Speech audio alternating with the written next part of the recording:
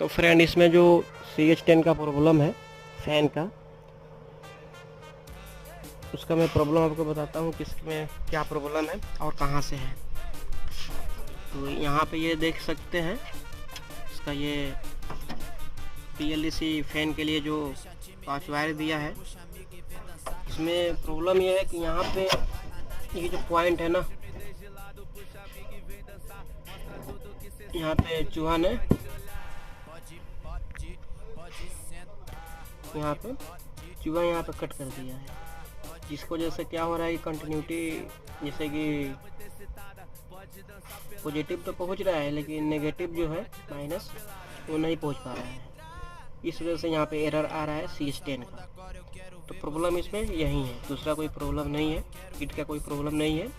इसका जो PCB है सही है, इसको हम ज्वाइन करेंगे और